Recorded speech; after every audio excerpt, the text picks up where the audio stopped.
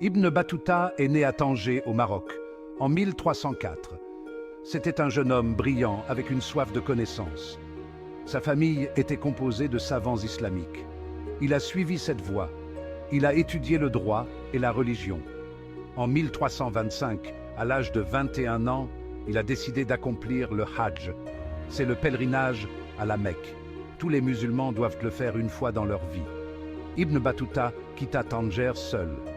Il montait un âne et transportait peu de biens. Il était déterminé à parcourir le monde. Il voulait découvrir différentes cultures.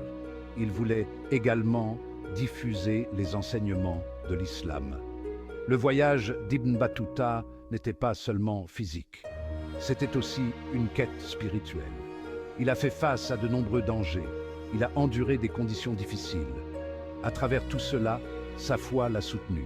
Cela lui a donné la force de continuer. Ces voyages étaient un témoignage de l'importance accordée à la connaissance par l'islam. Il croyait en l'expérience du monde. Il croyait en la compréhension de différentes cultures. C'était la façon de vraiment apprécier la création de Dieu. Le voyage d'Ibn Battuta l'a d'abord emmené à travers l'Afrique du Nord. Il a voyagé à travers les paysages accidentés du Maroc. Il a continué vers les villes animées d'Algérie et de Tunisie. Il a rencontré de nombreuses personnes en cours de route. Il y avait des commerçants, des érudits et des gens ordinaires. Il a appris leurs coutumes et leurs croyances. Il était fasciné par la diversité du monde islamique. Il a été impressionné par l'hospitalité des gens qu'il a rencontrés.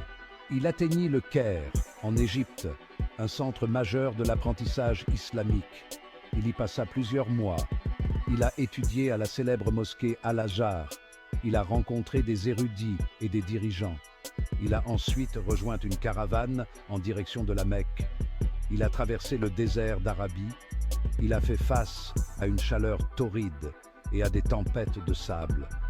Il atteignit enfin la ville sainte. Il a accompli le Hajj, remplissant son devoir religieux.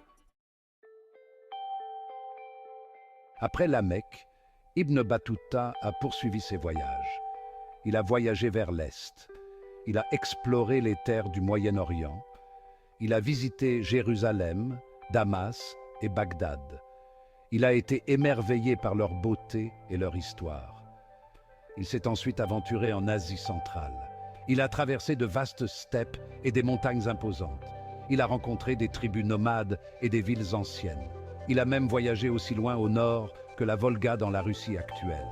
Il était fasciné par les différentes cultures qu'il rencontrait. Il s'émerveillait de leur langue, de leurs coutumes et de leurs croyances. Il a observé la diversité des pratiques islamiques à travers ces régions.